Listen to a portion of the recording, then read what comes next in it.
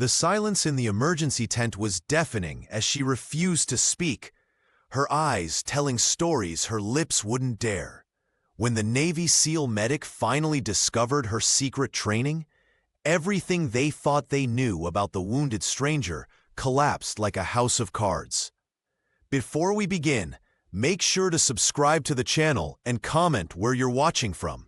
The emergency room at County General buzzed with controlled chaos as victims from the multi-vehicle highway pileup streamed in. Gurneys clattered across linoleum floors while nurses shouted vital signs over the cacophony of moaning patients and beeping monitors. At the center of this medical storm stood Dr. Marcus Thompson, his scrubs already spattered with blood as he moved with practiced efficiency between trauma bays. "3 more incoming from the I-25 crash," called out the charge nurse, barely glancing up from her clipboard. Marcus Thompson nodded, his movements economical and precise, a habit carried over from his years as a Navy SEAL medic before medical school. The trauma surgeon's eyes narrowed as paramedics wheeled in the next victim, immediately sensing something different about this patient. A woman lay on the stretcher, blood matting her dark hair and soaking through her torn clothing. Unlike the other victims who had arrived screaming or unconscious, she remained utterly still, her eyes clear and focused on the ceiling. Despite a visibly dislocated shoulder and lacerations across her face and arms, her breathing was controlled and measured.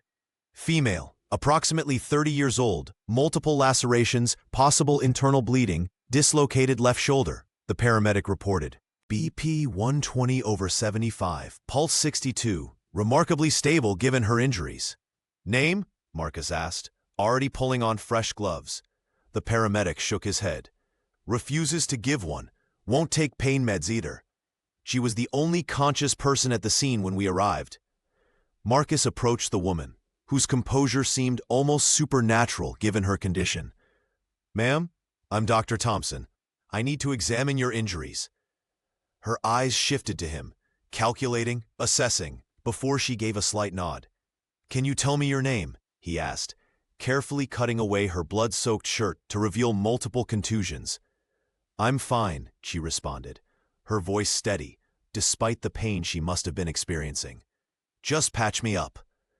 The trauma surgeon frowned, noting how her vital signs barely fluctuated even as he probed tender areas.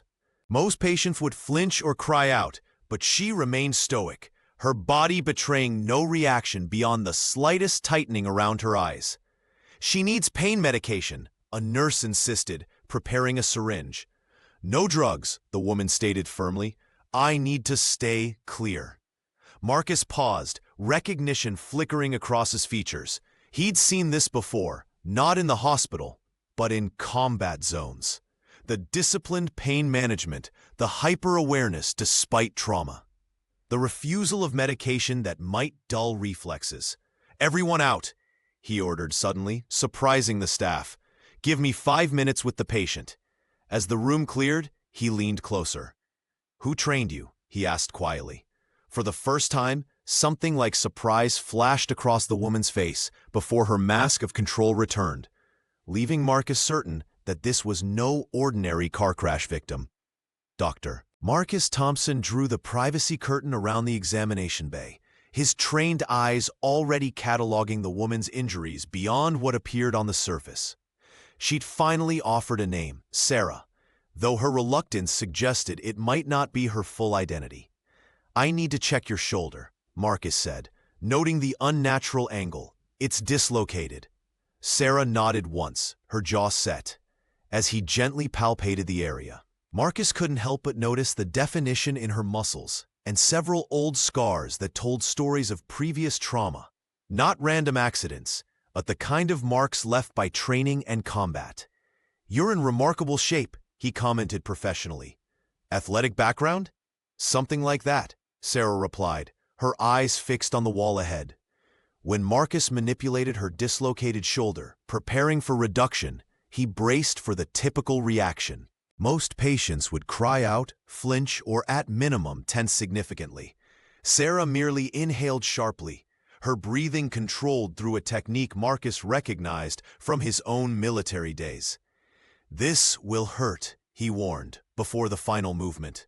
"Just do it," she instructed calmly. The shoulder slipped back into place with a dull thud. Sarah exhaled slowly, the only indication she had felt anything at all. "Your ribs are cracked too," Marcus continued, moving his examination downward. "At least 3 on your left side." The trauma surgeon worked methodically, cleaning a deep laceration along her hairline. Blood had matted her hair, but she remained perfectly still as he irrigated and prepared to suture. "What do you do for work, Sarah?" he asked conversationally, though his question was far from casual. Her eyes met his briefly. "I'm between jobs at the moment." The evasion was smooth, practiced. Marcus recognized the deflection technique. He'd used it himself when civilians asked about his SEAL operations. "These older injuries," he said, gesturing to a faded scar near her collarbone, "they've been treated by someone who knew what they were doing." Sarah remained silent, offering nothing. Later, reviewing her x-rays, Marcus's suspicions deepened. The films revealed not just today's trauma, but a history written in bone. Previous fractures healed with precision, metal pins placed with expert care. This was no ordinary patient history. It resembled the medical records of special operators or elite athletes who received top-tier medical attention. "Your x-rays are interesting," Marcus said when he returned. "You've had excellent medical care in the past." "I've been lucky," Sarah replied, her eyes meeting his with a silent challenge. Marcus recognized that look. It wasn't fear or confusion typical of accident victims. It was assessment. She was measuring him, calculating what he might know or suspect. The former SEAL medic had seen that expression before, in people trained to reveal nothing while gathering everything. The mystery surrounding this woman deepened with every moment, and Marcus couldn't shake the feeling that Sarah was far more than she appeared. Marcus Thompson returned to the examination room to find Sarah sitting upright, calmly pressing a makeshift tourniquet against her thigh. She had torn strips from her own shirt, applying pressure with textbook precision to control the bleeding from a deep laceration. "You've done this before," Marcus observed, approaching her with newfound curiosity. "Just basic first aid," she replied, but her technique told a different story. The improvised bandage was expertly tied, a pressure point application that few civilians would know. "That's military-grade field medicine," the doctor noted, carefully removing her handiwork to examine the wound. "I've seen Rangers who couldn't tie a pressure bandage that clean." Sarah's eyes flickered momentarily before she composed herself. "I took a wilderness survival course once." As Marcus cleaned the wound, he noticed other signs: the way she controlled her breathing during painful moments, how she anticipated his movements before he made them. These weren't the reactions of someone who had taken a weekend course. "I need to reset your shoulder," he explained, preparing the necessary equipment. "It's going to be extremely painful. I can give you something for—" "No medication," she interrupted firmly. "Just do it." The nurse standing nearby exchanged a concerned glance with Marcus. Most patients screamed or at least flinched during this procedure. "On 3, he said, positioning himself. 1. He moved suddenly on 1 instead of 3, a trick to catch patients off guard and reduce anticipatory tension.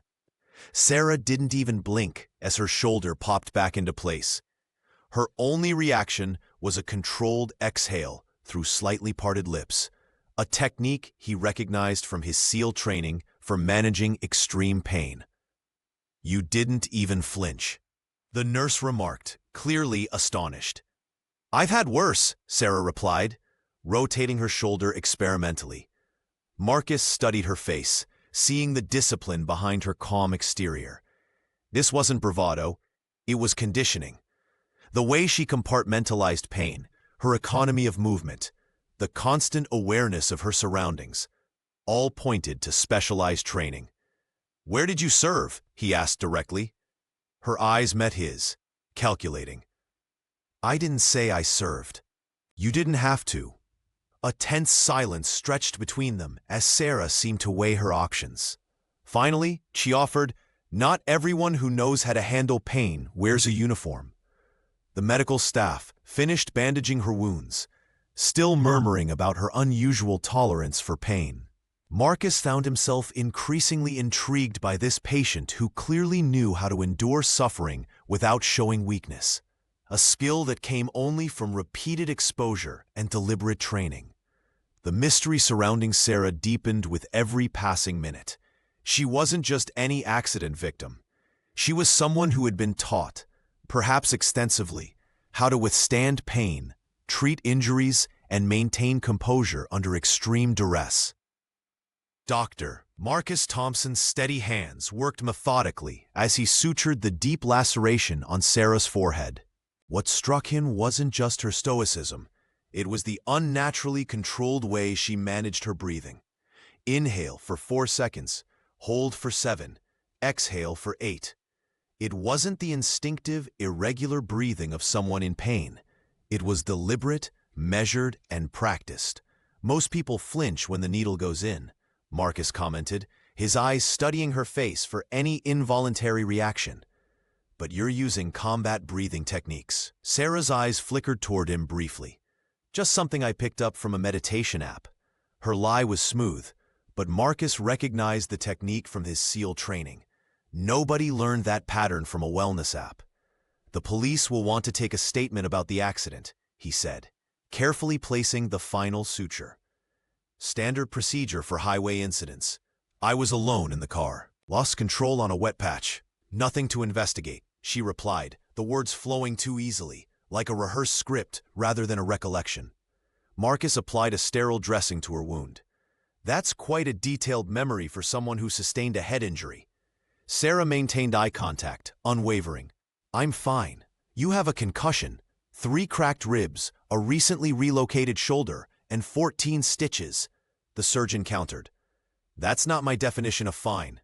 When he finished, Sarah immediately sat up, wincing only slightly despite what must have been considerable pain. When can I be discharged? Your injuries aren't life-threatening, but I'd recommend overnight observation, Marcus said, removing his gloves. Concussions can be unpredictable. I need to leave, she insisted, her eyes darting to the door. Do you have someone who can pick you up? Family? Friend? He asked. Sarah hesitated. I'll call a rideshare. And who'll check on you tonight? Head injuries?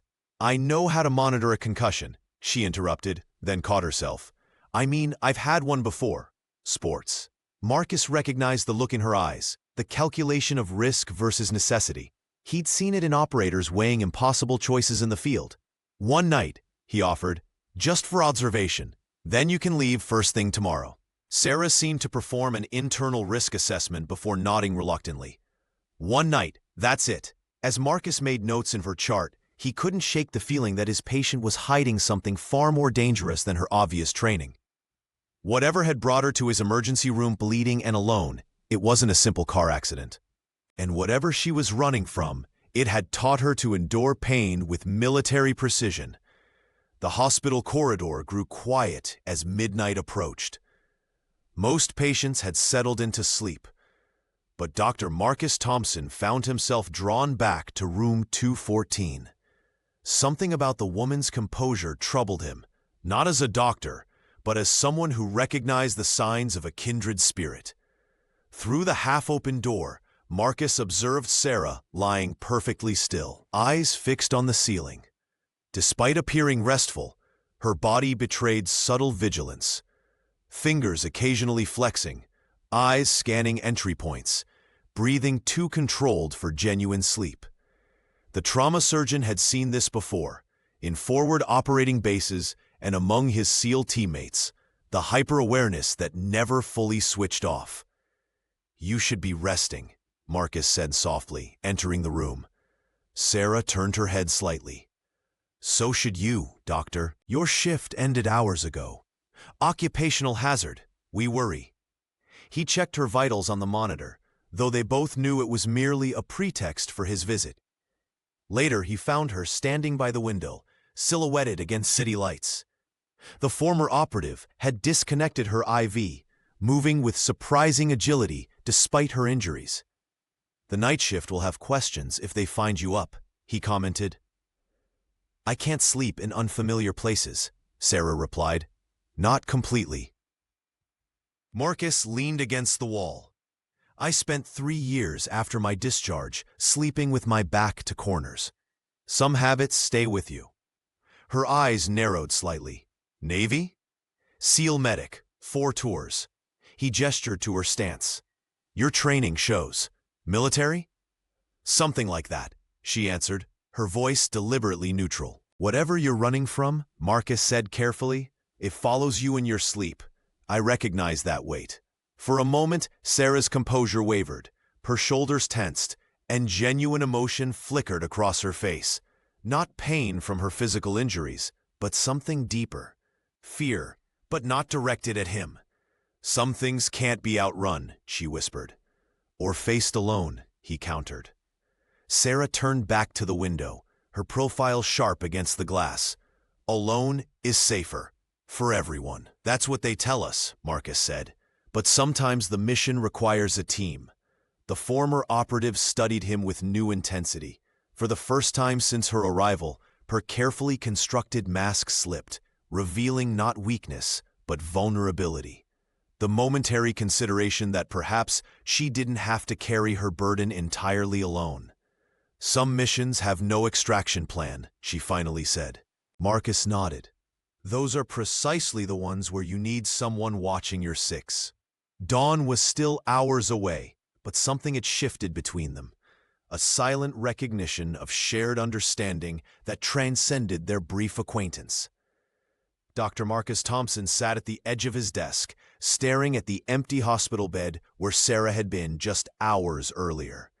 The sheets were perfectly tucked in, as if she'd never been there at all. His medical training told him to document the incident and move on. But his SEAL instincts were screaming that something much bigger was at play. She shouldn't be moving around with those injuries, he muttered to himself, flipping through her incomplete chart. The former medic knew the risks of helping someone clearly in hiding, but he couldn't shake the feeling of kinship he'd felt during their midnight conversation. When the nurse reported that Sarah had signed herself out against medical advice at 5 that morning, Marcus wasn't surprised. What troubled him was how she'd managed to slip past the night staff without anyone noticing, a skill that spoke volumes about her training. Did she leave a forwarding address? Phone number? Anything? He asked the charge nurse. Nothing, doctor. She paid in cash and disappeared like a ghost. Marcus ran his hand through his hair, remembering how Sarah had flinched when he'd mentioned calling the police. Not the reaction of someone with nothing to hide. Her body language, her calculated responses, her ability to endure pain. Everything pointed to specialized training similar to what he'd experienced. He found himself checking the parking lot during his lunch break, scanning nearby streets during his evening commute. The rational part of his brain told him to forget her, that getting involved could mean danger. But the part of him that had sworn to protect and heal couldn't let go. Back in his apartment that night, Marcus pulled out his old field notebook. He began jotting down everything he remembered about Sarah. Her injuries, her responses, the scars that told stories of previous trauma. The physician created a detailed profile, just as he would have done during his military days when assessing potential threats or assets. But was she a threat or someone who needed an ally? Marcus closed the notebook and stared out his window at the city lights. He understood the weight of dangerous secrets all too well. His own transition from combat to civilian life had been marked by nightmares and hypervigilance that he hid behind a professional demeanor. Wherever you are, Sarah, he whispered to the empty room, I hope you find what you're running toward, not just what you're running from. Little did he know that their paths would cross again, and much sooner than he expected. 3 days after Sarah's mysterious disappearance from the hospital, Dr. Marcus Thompson spotted her through the window of a downtown cafe. He paused on the sidewalk, observing her before entering. Sarah sat with her back to the wall, eyes constantly scanning the entrance and street. Her posture was rigid, vigilant, a textbook position that offered maximum visibility while minimizing exposure. Marcus approached slowly, making his movements deliberate and non-threatening. When Sarah noticed him, her body tensed momentarily before she gave a slight nod, permitting him to join her. The former operative maintained her surveillance pattern even as he sat down. "Your stitches look good," Marcus said, noting the healing wound on her forehead. "How's the shoulder?"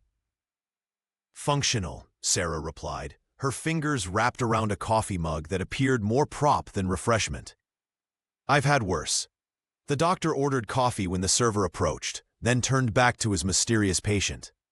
"Most people don't check exits every 30 seconds, or position themselves for maximum tactical advantage in coffee shops."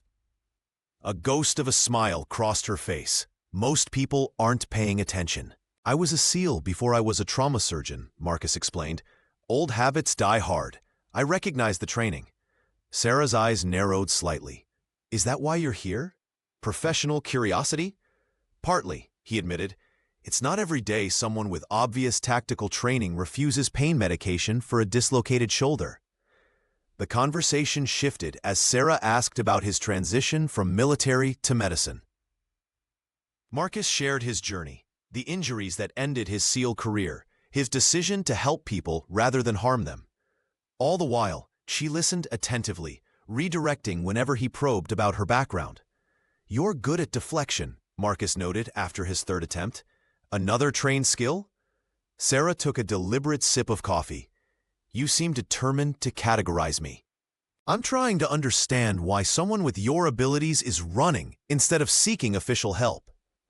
Her eyes met his, calculating, measuring. "Some secrets aren't safe to share, even with people who wear uniforms and badges." "I understand living with dangerous knowledge," Marcus said quietly. "The weight of it, the isolation." For just a moment, Sarah's vigilant mask slipped, revealing something vulnerable beneath. She checked her watch and stood abruptly.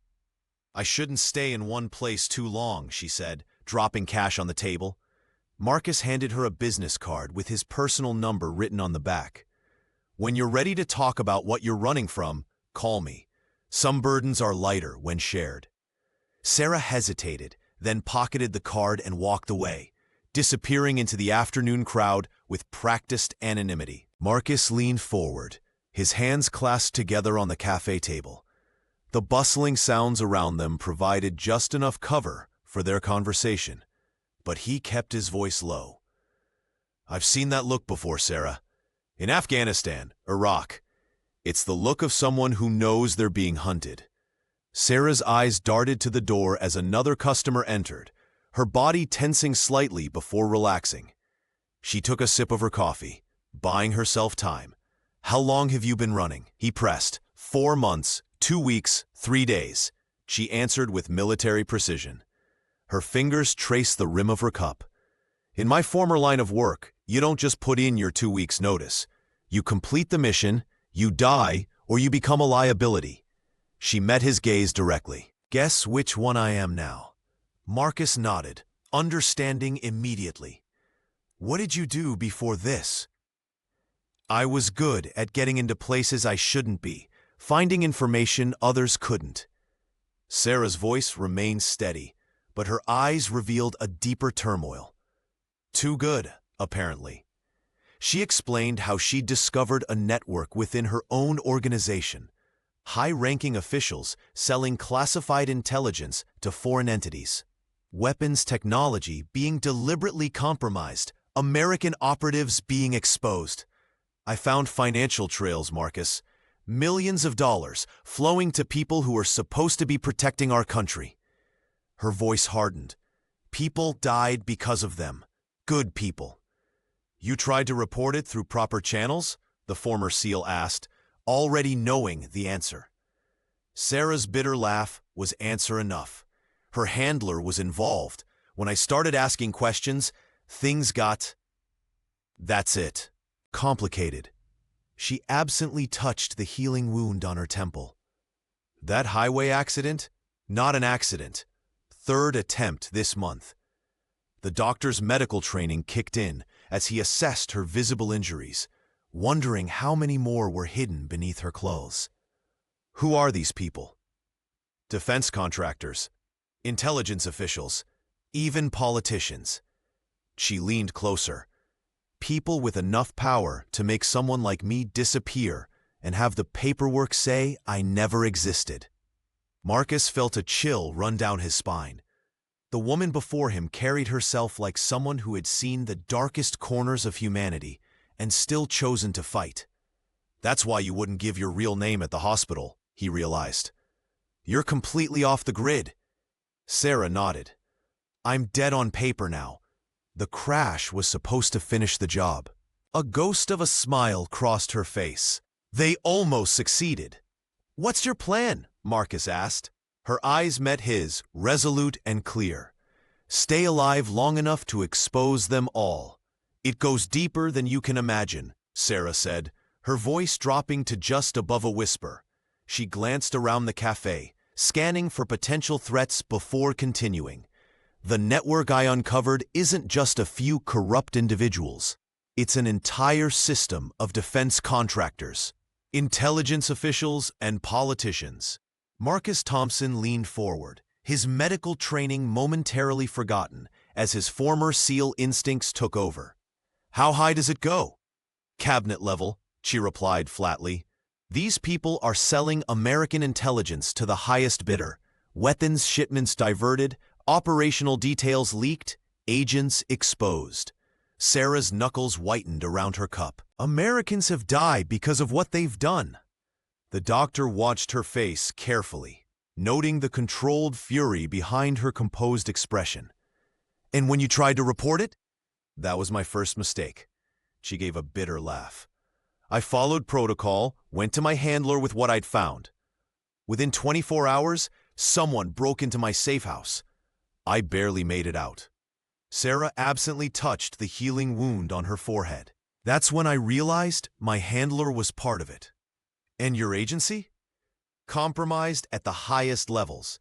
Every time I tried to make contact with someone I thought was clean, another accident would happen. She counted them off on her fingers.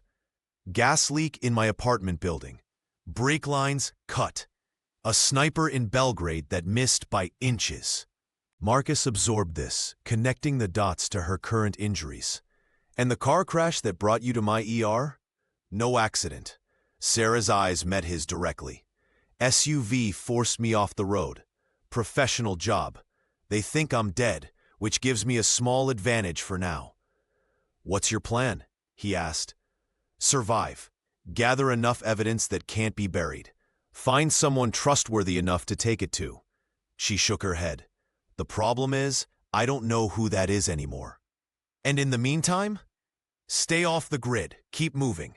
Sarah's expression softened momentarily. Avoid collateral damage. These people don't care who gets hurt. I do. Marcus recognized the moral code that separated operators like Sarah from the people she hunted.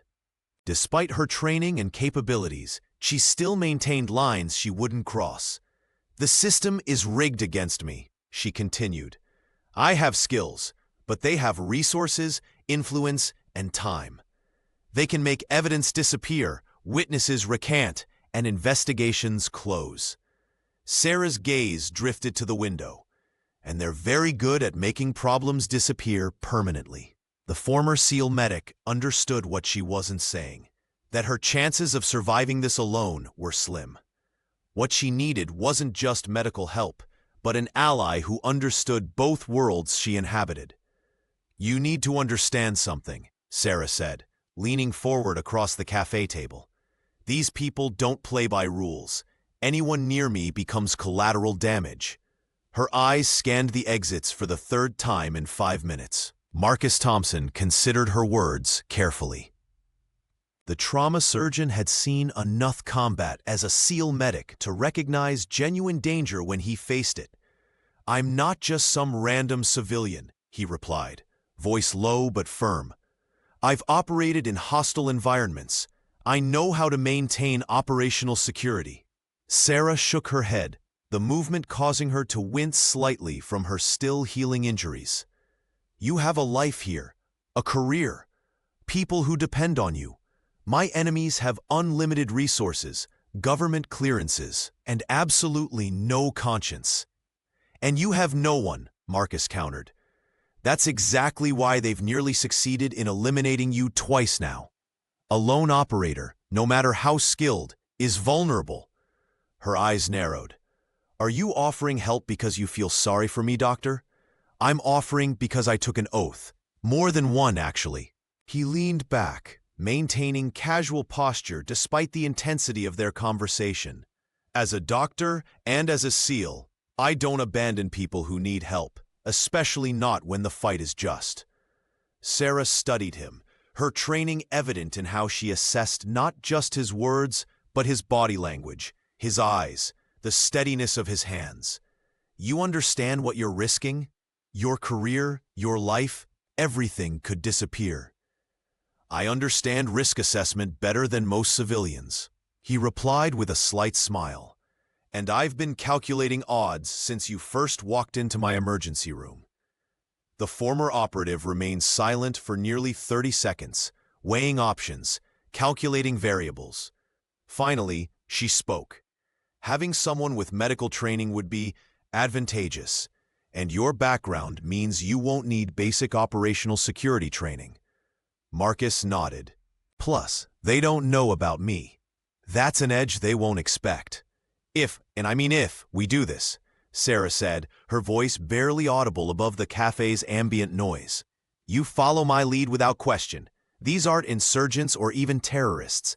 These are people who control entire sections of our government. Understood. His response was immediate, reminiscent of his military days. Sarah took a deep breath, her first real sign of vulnerability. Then I accept your help, Marcus. God help us both. For the first time since meeting her, he saw something new flash across her eyes. Not just determination or caution, but the faintest glimmer of hope. Marcus Thompson's truck wound along the mountain roads, carrying them farther from civilization with each passing mile. The former SEAL watched Sarah from the corner of his eye, noting how she never relaxed her vigilance. Her eyes constantly scanned their surroundings, checking side roads, calculating distances, mentally mapping escape routes. This wasn't paranoia, it was professional training in action. You're cataloging everything, Marcus observed quietly. Threat assessment? Sarah nodded, her gaze fixed on the rear-view mirror. Old habits. 3 vehicles have maintained the same distance since we left the highway. Probably nothing, but I've stayed alive by assuming coincidences are threats until proven otherwise. The cabin appeared through the trees, rustic but sturdy, with clear sightlines in all directions. Marcus had chosen this property specifically for its defensibility, a lingering instinct from his military days. He parked behind the structure, offering minimal visibility from the access road. Home sweet home, he said, grabbing their supplies. Not much, but it's off-grid and secure. Inside, Sarah immediately began a methodical sweep of the cabin. She checked windows, tested locks, and examined sightlines from each possible entry point. Her movements were fluid and practiced, the automatic behavior of someone who had secured countless locations before. South-facing windows are vulnerable, she noted clinically. But the tree coverage helps. You've got good natural barriers. She ran her fingers along the windowsill. Motion sensors? Marcus nodded. Perimeter is wired. Nothing fancy, but it'll give us warning. Sarah completed her assessment, finally allowing herself to set down her bag. She stood by the fireplace, her posture still alert despite her obvious fatigue. These people, she said quietly, they don't hesitate to create collateral damage. In Bucharest, they torched an entire apartment building to eliminate one witness. 17 civilians died. Her voice remained steady, but Marcus caught the slight tightening around her eyes. In Cairo, they poisoned a water supply. Their target died, along with 4 unrelated families. Marcus absorbed this information silently, understanding its implications. You're saying I need to be prepared for that level of ruthlessness. I'm saying you need to understand what you've signed up for, Sarah replied. They'll burn down this entire mountain if they think I'm here, and they won't lose sleep over anyone caught in the crossfire. She moved to the window, scanning the darkening forest. Your training prepared you for combat, Marcus. Mine prepared me for this, A shadow war where there are no rules, no Geneva Convention, and absolutely no mercy. Marcus joined her at the window. Then we'd better make sure they never find us here. The mountain cabin's fireplace cast flickering shadows across Sarah's face as she finally opened up about her past. She sat cross-legged on the floor, her back against the wall, a position that gave her clear sightlines to all entrances. I was studying computer science at MIT when they approached me, Sarah explained, her voice steady but quiet. A government cybersecurity program, they called it. Full scholarship, guaranteed job after graduation. She smiled without humor. That was technically true, just not the whole truth. Marcus listened intently, recognizing the familiar pattern of government recruitment. The former SEAL had seen similar stories during his military career. 6 months after graduation, I realized coding wasn't all they wanted me for, she continued. The training shifted. Languages first. Russian, Farsi, Arabic, then physical conditioning that made SEAL training look like a warm-up. Her fingers absently traced one of the scars on her forearm. Combat training followed, hand-to-hand, weapons, tactical driving, infiltration techniques. Deep cover operative training, Marcus observed. Sarah nodded. By year 2, I was deploying to Eastern Europe. Small missions at first, data retrieval, surveillance, then longer assignments in Romania, Ukraine, later the Middle East. She paused, her eyes distant. 5 years of living other people's lives, becoming whoever the mission required. The doctor noticed how her body language shifted when discussing operations, more controlled, more precise, as if the mere memory activated her training. I was good at it, she said, not boasting but stating fact. I completed missions others couldn't. Extracted intelligence from facilities considered impenetrable. Her voice hardened. That's when they started giving me the sensitive assignments, the ones with political implications. That's when you caught their attention, Marcus concluded. The higher-ups, yes. Sarah reached for her water bottle, taking a measured sip. My handler started requesting me specifically. Access to more classified operations meant access to information most operatives never see. She looked directly at him, including financial trails that didn't make sense. Marcus leaned forward. And that's when you found the corruption. Not immediately, but I started noticing patterns. She stood in one fluid motion, her training evident in every movement. The missions I excelled at, the ones that made me valuable, are also what put me in danger. I was too effective, saw too much.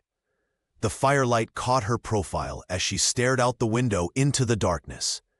They trained me to be invisible, to infiltrate anywhere, to survive anything. She turned back to Marcus, her expression resolute. Now I'm using everything they taught me against them. Sarah's voice grew quieter as she revealed the full extent of her mission in Romania. 6 months ago, she had been tasked with investigating weapons trafficking in Bucharest. Standard intelligence gathering that should have been straightforward. I was embedded with local contacts when I discovered American-made weapons flowing into terrorist cells, she explained, her fingers absently tracing the outline of her healing ribs. Not just small arms, Marcus. Military-grade equipment that could only have come from official channels.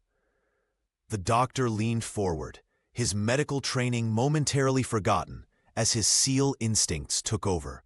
Sarah described how she'd followed the money trail through shell companies and offshore accounts, eventually connecting the dots to defense contractors with direct ties to high-ranking officials in Washington. When I compiled my report, I followed protocol, encrypted channels, secure drops, verification codes. Her eyes hardened. 3 days later, my safe house was compromised. The only person who knew my location was my handler, James. Marcus watched her carefully. He was part of it? Not just part of it, central to it. The contractors were paying millions to officials who could authorize weapons transfers without scrutiny. James was their middleman. Sarah stood up, pacing the small room with the careful movements of someone still healing. When I realized what was happening, I gathered everything I could: transaction records, meeting transcripts, photos. The former operative explained how she'd created encrypted backups and hidden them across multiple locations before her handler became suspicious. When surveillance teams began following her, she knew she had to disappear. The car crash wasn't planned, but it became useful, she said with grim practicality. The vehicle was destroyed, and a body was recovered, badly burned, but with my identification. They think I'm dead. Marcus processed this information, connecting it to her behavior in the emergency room. That's why you were so calm. You were already in survival mode. Sarah nodded. Death gives me an advantage they don't expect. While they're closing loose ends and covering tracks, I can move under the radar. She paused, meeting his gaze directly. These people have sold American weapons to groups that have killed our soldiers. They've betrayed everything they swore to protect. The gravity of her situation settled between them. Sarah wasn't just running from corruption. She was the only witness to treason at the highest levels of government, with evidence that could bring down people with unlimited resources and no moral boundaries. How many people are involved? Marcus asked. Enough to make sure we never see a courtroom if they find us, she replied simply. The early morning light filtered through the cabin windows as Dr. Marcus Thompson spread a map across the kitchen table. His military training was evident in his methodical approach, marking potential safe zones and escape routes with practiced precision. We have a narrow window, Marcus said, tapping the map. They think you're dead. That gives us an advantage they don't expect. Sarah leaned forward, her eyes scanning the terrain markers. For the first time since he'd met her, Marcus noticed something different in her expression, a flicker of possibility, where before there had been only grim determination. I can reach out to some contacts from my SEAL days, he continued. People who operate outside the usual channels, who might know who we can trust within the government. Trust is a luxury, Sarah replied, but her voice lacked its usual edge of certainty. But you're right about the opportunity. If we move quickly, we might gather enough evidence before they realize I survived. She traced a finger along the map's contours, her movements betraying years of tactical training. These people aren't just corrupt officials, Marcus. They're architects of a system designed to protect themselves. They have resources, influence, and absolutely no moral boundaries. The former medic nodded, understanding the gravity of what they faced. I know what we're up against. No, Sarah said quietly, meeting his eyes. You don't. Not entirely. She straightened, her shoulders squaring with resolve. My training wasn't just about gathering intelligence. I was taught to eliminate threats when necessary, permanently. The cabin fell silent as her words hung between them. Marcus didn't flinch. If we fail, she continued, death isn't just possible, it's guaranteed, for both of us. Marcus moved to the window, scanning the perimeter out of habit. Then we don't fail. Sarah watched him, assessing. This isn't your fight, you could still walk away.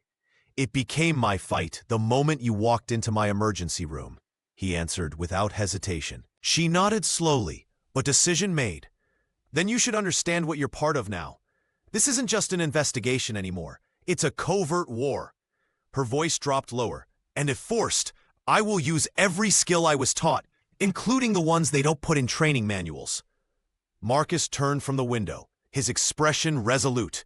Then we better make sure we're on the winning side. For the first time, Sarah allowed herself the faintest smile. Let's get to work. Sarah transformed Marcus's spare room into a makeshift intelligence center over the course of 7 days. The bare walls soon disappeared behind printed documents, digital maps, and connection webs held together with tape and string. Her fingers flew across keyboards as she exploited weaknesses in supposedly secure systems, her years of training evident in every precise movement. These financial transfers match perfectly with the attacks on our forward bases in Syria, she said, pointing to a series of documents. American-made weapons showing up in enemy hands exactly 3 weeks after these payments were processed. Dr. Thompson leaned over her shoulder, his medical training far removed from this world of digital espionage. "How deep does this go?" "All the way to the top," the former operative replied, her voice flat. "Defense contractors, intelligence officials, even members of congressional committees. They worked through nights, Sarah rarely sleeping more than 3 hours at a stretch. Marcus would often find her staring at screens at 4 in the morning, the blue light illuminating her face as she meticulously built their case. She created triple redundancies of all evidence, encrypted cloud storage, physical drives, and paper copies of the most damning documents. "This is our insurance policy," she explained, showing him a complex system she'd established. "A dead man's switch. If we don't check in every 48 hours, everything gets released to 5 separate journalists and 2 federal judges I believe are clean." On the 6th day, Sarah's expression darkened as she scrolled through an encrypted message board. "They're eliminating loose ends," she whispered. "Jameson was found in his apartment yesterday. Apparent suicide. Chen's assistant died in a robbery gone wrong last week." Marcus set down his coffee. Who are these people? Potential witnesses, people who might have seen something or known something. She closed her laptop with deliberate care. "They're conducting a purge." The physician felt a chill run through him. "Do they know about us?" Sarah's gaze met his, unflinching. "We have to assume they do. Anyone who helped me at any point is now a target." She pulled up surveillance footage from outside the hospital where they'd first met. "See this man? He's been there 3 days in a row. He's looking for you." Marcus stared at the grainy image of a man in a dark jacket. "We need to move," Sarah said, already beginning to pack essential equipment. "And we need to warn anyone who might be in danger because of me." Her voice remained steady, but Marcus could see the weight of responsibility in her eyes, the lives now at risk because they had dared to challenge the powerful. The encrypted message appeared on Sarah's device at 3 in the morning, its contents sending a chill through her body. She immediately woke Marcus, her face illuminated by the blue glow of the screen. "They've issued kill orders," she whispered, her voice steady despite the gravity of her words. "Not just for me anymore. Anyone connected to me is now a target." Marcus Thompson sat up, instantly alert with the readiness of his SEAL training. "How much time do we have?" "Hours, maybe less," Sarah replied, already moving to gather their essential gear. "We need to split up. It's our best chance at survival." The cabin that had been their sanctuary for days now felt exposed, vulnerable. Sarah methodically wiped down digital equipment while Marcus packed medical supplies. Their movements were precise, economical. 2 professionals preparing for combat operations. "Take the northern route," she instructed, handing him a burner phone. "Use this only in absolute emergency. No digital footprint, no credit cards, nothing that can be traced." Marcus nodded, understanding the protocol. "What about you?" "I'll head east, then double back south. We'll rendezvous at the Colorado location in 72 hours. She paused, checking the chamber of her firearm before securing it in her holster. "If either of us doesn't make it, the evidence gets released automatically." A heavy silence fell between them. Marcus hesitated, then asked the question that had been troubling him. "Your elimination training. How far are you willing to go?" Sarah looked at him directly, her expression unreadable. "As far as necessary. These people have sold out American soldiers, operatives in the field. They've put a price on loyalty." She zipped her tactical bag closed. "If innocent lives are threatened, I won't hesitate." The doctor understood. His years as a medic had been dedicated to saving lives, but his SEAL background had taught him that sometimes protection required elimination of threats. "We've crossed a line," Marcus said quietly. "There's no going back now." Sarah nodded. "We're at war with people who control intelligence agencies, military assets, surveillance systems. They can mobilize resources we can't imagine. They stepped outside into the pre-dawn darkness, the mountain air crisp and clean, perhaps the last moment of peace they would know for some time. 72 hours, Sarah confirmed, squeezing his arm briefly before turning away. Marcus watched as she disappeared into the shadows, a ghost trained by the very government now hunting her. He headed in the opposite direction, knowing they had just entered the most dangerous phase of their mission, open conflict with enemies who possessed virtually unlimited power. The safe house nestled in the Colorado wilderness stood as a testament to tactical foresight. Isolated enough to prevent surprise attacks, yet accessible through multiple escape routes. Dr. Marcus Thompson arrived first, methodically securing the perimeter before bringing in supplies. The former SEAL medic had chosen this location years ago, preparing it with emergency provisions, communications equipment, and defensive positions that would make any military instructor proud. Sarah arrived 12 hours later, her face drawn from the strain of evading 3 separate pursuit vehicles in Denver. Without a word, she unpacked counter-surveillance equipment from her backpack and began a systematic sweep of the property. Her movements were precise, economical, the product of years of training. "We're clear," she finally announced, setting down a signal detector. For now. The operative collapsed into a chair, allowing herself the first moment of visible exhaustion Marcus had witnessed. "Your route was clean?" "As instructed. 3 vehicle changes, no digital footprint." He handed her water and watched as she drank it with measured control. "Your shoulder?" "Functional." She rotated it slightly, the only acknowledgement of the injury that would have hospitalized most people. By morning, Sarah had transformed from exhausted fugitive to focused instructor.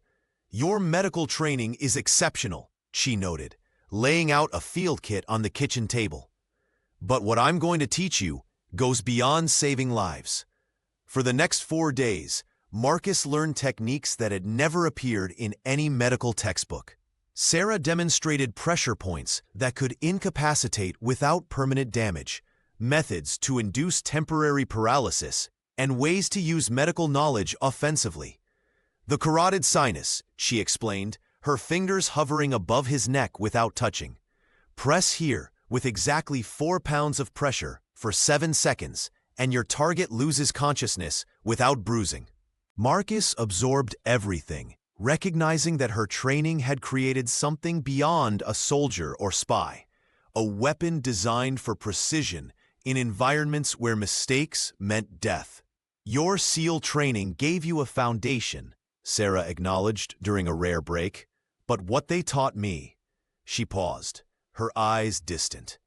"My handlers called it complete operational autonomy, the ability to infiltrate, gather intelligence, neutralize threats, and extract, all without support." The doctor watched her demonstrate a technique for treating a gunshot wound while simultaneously preparing a defensive position.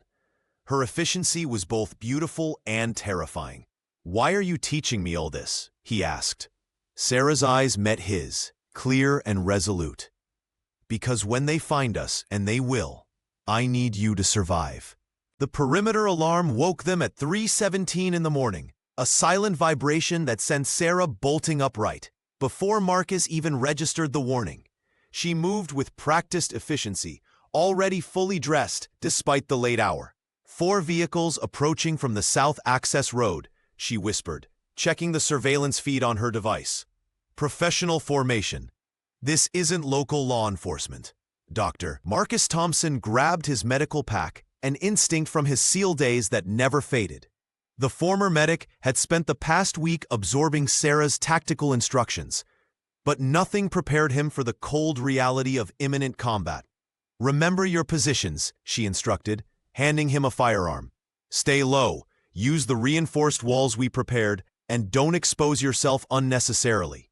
The attackers surrounded the safe house with practiced precision. Through night vision binoculars, Marcus counted 8 figures in tactical gear, private contractors, not military or federal agents. Their movements betrayed their training. These were killers for hire, not bound by rules of engagement. "South window, covering fire," Sarah commanded, her voice eerily calm. "I'll move through the east corridor." Marcus provided suppressive fire as instructed, forcing 3 attackers to seek cover behind their vehicles. Meanwhile, Sarah disappeared into the shadows of the house. The former SEAL heard nothing until the first attacker dropped silently near the back entrance. The firefight intensified as the remaining assailants realized their team was being systematically reduced. Marcus maintained his position, controlling his breathing as Sarah had taught him. Through his scope, he watched her emerge briefly behind an attacker, her movement so fluid the man never registered her presence before collapsing. "2 down, east perimeter secure," she reported through their communication device, her breathing barely elevated despite the exertion. When a flashbang grenade crashed through the north window, Sarah was already moving. "Eyes closed, mouth open," she shouted seconds before the deafening explosion. The disorientation lasted only moments for Marcus, who had followed her instructions precisely. The remaining attackers retreated after losing half their team, disappearing into the darkness with their wounded. Sarah methodically swept the perimeter, ensuring no surveillance devices remained. "They'll be back with more resources," she said, examining a tactical vest she'd stripped from one of the attackers. "No identifying markers, but the equipment is military grade. Our window is closing." Marcus nodded, the reality of their situation finally crystallizing. This was just reconnaissance by fire. "Yes," Sarah agreed, her eyes scanning the horizon. "They know we're prepared now. Next time, they won't underestimate us." She checked her weapon methodically. "We have 36 hours at most before they return. We need to accelerate our timeline." The doctor looked at the woman before him, not just a patient anymore, but a warrior whose training had just saved their lives. Their path forward was clear. Survive long enough to expose the truth, whatever the cost. The evidence mounted on the secure laptop as Sarah's fingers flew across the keyboard. Marcus Thompson watched in stunned silence as names and positions of power flashed on screen. Individuals within the Secretary of Defense's office, 3 members of the Joint Chiefs, and 7 representatives from congressional intelligence committees. "It's worse than I thought," Sarah whispered, her face illuminated by the blue glow of the monitor. "These people have been selling out their country for years." The doctor leaned forward, examining financial transactions that linked American weapons to terrorist cells in regions where his former SEAL teammates had died. His stomach turned as he recognized operation dates, missions where inexplicably well-armed enemies had been waiting. "They knew our troops were coming," he said, voice hollow. "They sold that information." Sarah nodded grimly. "For millions. The network's reach is comprehensive." She pulled up another file showing communications between General Patricia Morrison and foreign intelligence handlers. "They've compromised everything from troop movements to weapons systems." The mountain safe house had become their war room. Maps and photographs covered the walls, connecting the conspirators through a web of red string and pushpins. 3 weeks of meticulous work had revealed a conspiracy so vast that conventional justice seemed impossible. "The legal system can't touch them," she explained, closing one file and opening another.